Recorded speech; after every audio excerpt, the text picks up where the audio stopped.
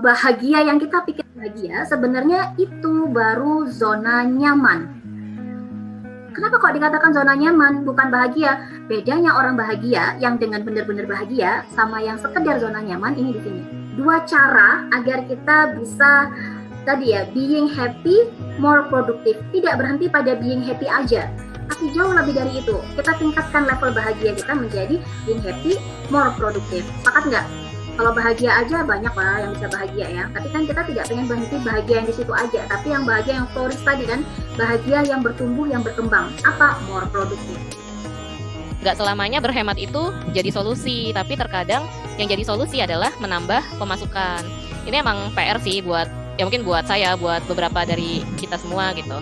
Bahwa memang ya banyak sih peluang-peluang yang bisa menghasilkan ini gitu, menghasilkan uang.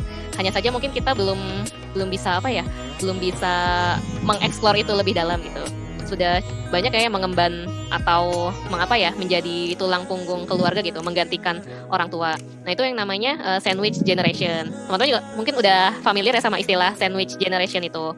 Kondisi ketika seseorang, misal kita nih terhimpit di atas bawah gitu. Atas nih ibaratnya dari orang tua kita gitu, atau dari keluarga kita, dari saudara kandung kita yang belum berpenghasilan.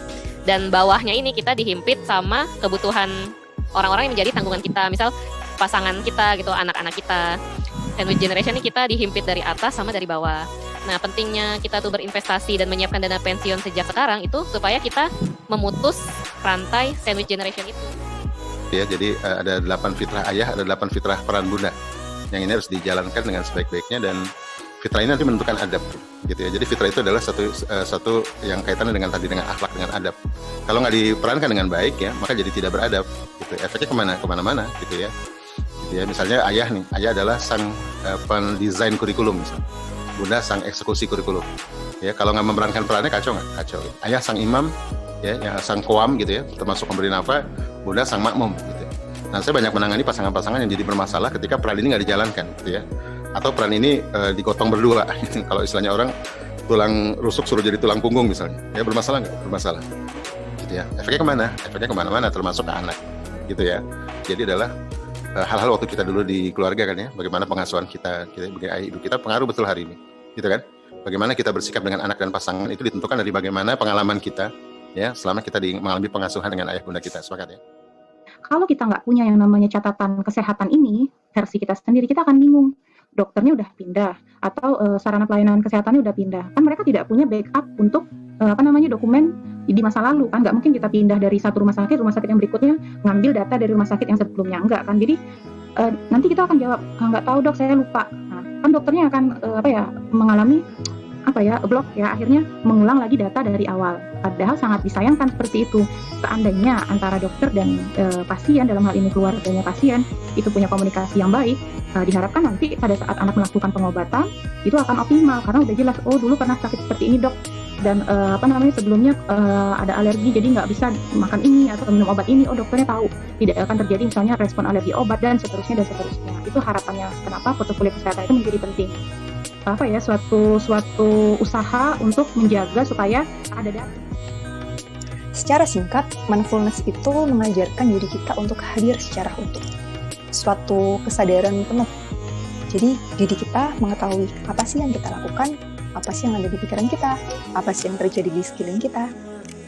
Ketika emosi kita, perhatian kita terfokus tentang kekhawatiran masa depan, atau penyesalan maupun kenangan di masa lalu, mindfulness itu mengajarkan kita untuk menaruh perhatian seluruhnya di sini, masa kini, saat ini, tanpa penilaian. Di hembusan ketiga, perlahan tutup kedua mata.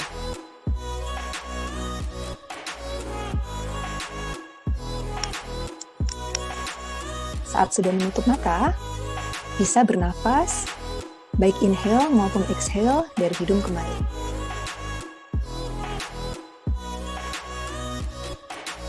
Lalu, rasakan kehadiran tubuh kita. Mungkin, bagi yang sedang duduk di atas kursi, coba dirasakan kedua telapak kaki yang sedang menjejak jalan. Home team kita sedang diuji ketika kita memasuki pandemi ini. Karena kita tahu di mana dulu mungkin ada proses ayah yang harus keluar rumah pagi-pagi berangkat kerja, kemudian kembali lagi di malam hari. Selama jeda waktu itu kita tidak bersama, ya, tidak bersama dengan suami kita, anak-anak tidak bersama dengan ayahnya.